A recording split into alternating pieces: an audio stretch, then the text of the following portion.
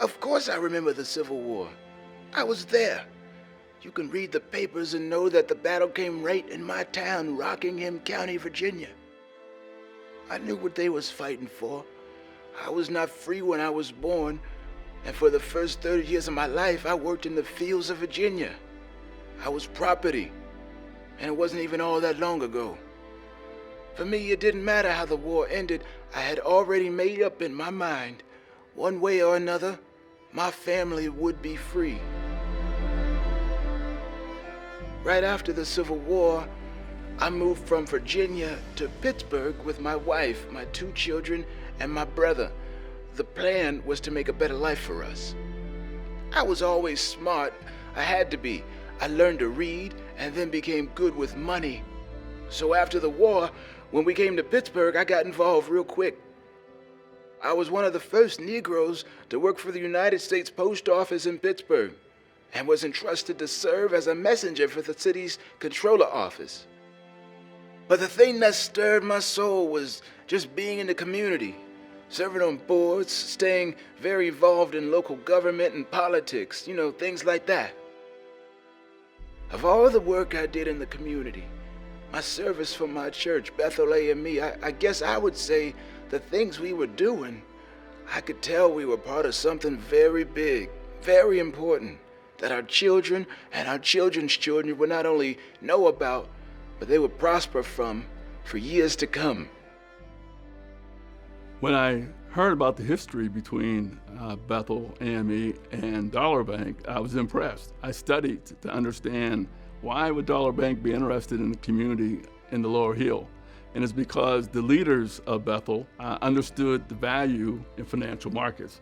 And so the relationship would be that we are able to learn from Dollar Bank, and Dollar Bank can learn from us, understanding what we as a customer needed, and they were in a position to provide that to the entire community. The beauty of the church is that we're very diverse. The value of being a community church is people know who you are. You are part of that community. I don't think people realize just how big of a deal it was for Dollar Bank to do what it did in the late 1800s. I mean, most banks didn't serve Black Americans at that time because it just wasn't popular to do so. So for our founders to open our doors and intentionally serve African Americans, women, immigrants, that thinking and that intentionality was just ahead of its time. My church was the first Black congregation in Pittsburgh, right in the heart of the Hill District on Wiley and Elm Street. Everything for us was about loving people, the way God wanted us to love people. And that meant confronting slavery head on. The founders of the AME Church were part of the Anti-Slavery Society. Before I arrived, my church was a stop on the Underground Railroad. Bethel was the site of Pittsburgh's first school for Black students.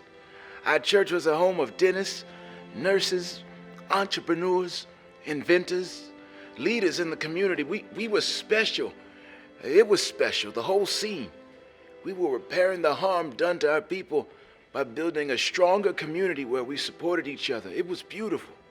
And the Hill District, man, it was a place to be. Musicians, artists, everyone who came to town came through the Hill District. In 1865, the founders of Dollar Bank were intentional in investing in the Hill District community. And that intentionality continues today as Dollar Bank invests in infrastructure, small business, and affordable housing in the Hill District community. Oh yeah, Dollar Bank always did right by me, and they did right by my wife, Josephine. So many of our friends, my church, we all did business with the bank. That relationship was so very important for us, for my people.